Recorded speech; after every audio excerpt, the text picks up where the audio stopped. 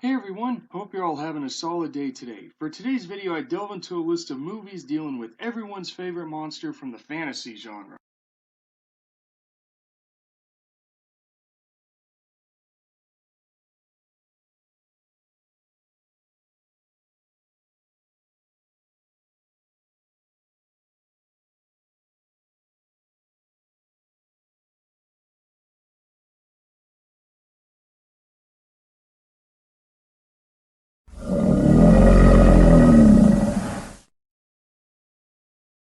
Okay folks, so before I even get into the review, I got a little story for you guys because the movie I'm going to be talking about today here, I have a really huge nostalgic connection to, and that connection begins all the way back in 7th grade, where in my English class we all read and discussed this old poem. I don't remember when it was written and I don't remember who wrote it, but it's called Jabberwock, and I remember back in 2011 when Sci-Fi announced that they were making a movie called Jabberwock, and I got excited because I'm like, oh, I read the poem, so let's see how the movie's like. So the day it aired, I made sure my ass was on the couch watching it, and already one plus that I give this movie is the fact that they say the poem throughout the entire movie. And the way they break the poem down is really well done because they say bits of the poem that fit whatever scene. So that's one huge plus that this movie already gets.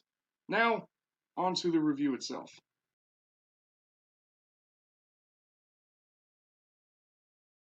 So, in the words of Columbo, one more thing. Before I get to the review, there's a little rant that needs to happen here because in the film, one of the human characters here works in this, or two of them really, work in this metal welding shop here, and one of their really huge projects is this suit of armor made of galvanized wrought iron, and apparently that's not good. So I'm gonna let my buddy Dude Meister, who is a certified welder, explain why. Galvanize our wrought iron? Oh, for fuck's sake! No! Just no! You don't apply heat, especially that type of heat, to galvanized metal, because that releases toxic gases that can literally kill a man within a few breaths. That's literally poison!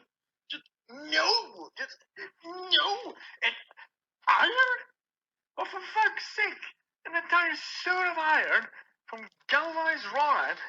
Damn, that thing must be heavy. No, just no. And why the fuck use wrought iron when there's plenty of just steel plates everywhere in the world? Just take some instead of 1044 spring steel, and you got just as good as armor as any one that's ever been made. And it's not like that shit is hard to get. It's literally everywhere. For fuck's sake, just use some aluminum plates from a roof or some simple roofing stuff. But galvanized wrought iron? Like, what the fuck? You could just be making it out of plutonium instead. Ah!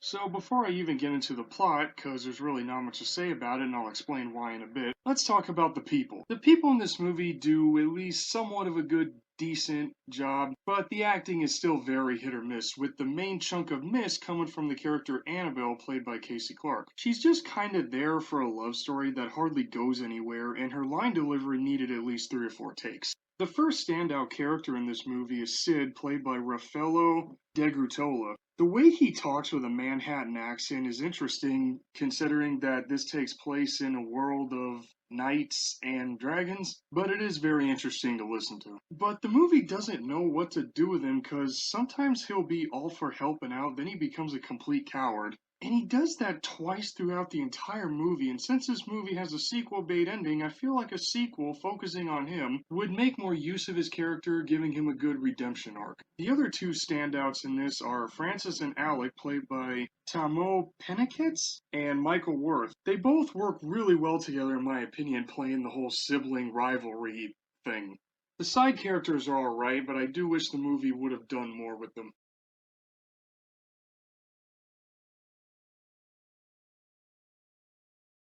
Okay, so the plot to this movie is as generic as you can possibly get. Literally, it's monster attacks a town, in this case a village, making people evacuate, and the main characters have to fight it. Also, the movie plays on the whole monster in the movie is the last surviving member of its species cliche. I do love the little bit of backstory the movie gives, saying that the Romans hunted the Jabberwocks to extinction hundreds of years ago. I feel like a good 5-minute scene showing that would have been a better way to open the movie.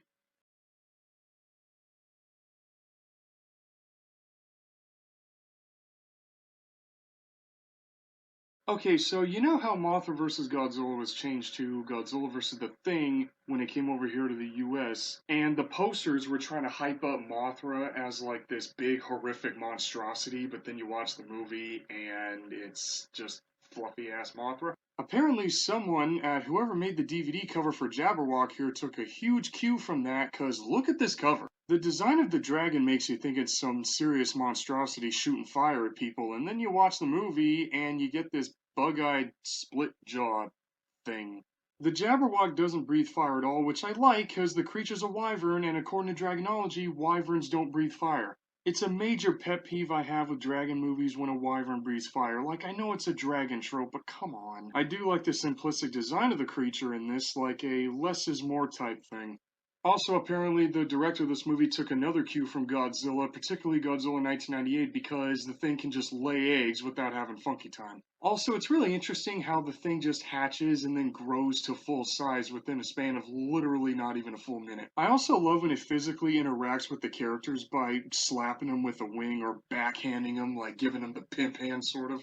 The best scene in this movie is when all the characters trap her, and I say her because it has, the nest, like I mentioned a little bit ago, in a giant wooden cage that ends with one dude and Alec both getting hit in the gut. I also love how much damage she takes in this movie because she gets stabbed like God knows how many times, and yet she just keeps coming. Also, another dragon trope that this creature takes is that she lives in a cave. Willing to bet is the same cave that was used in another dragon movie, but I'll talk about that some other time. Not gonna say what it is though. If you guys do know, say it down in the comments below, please.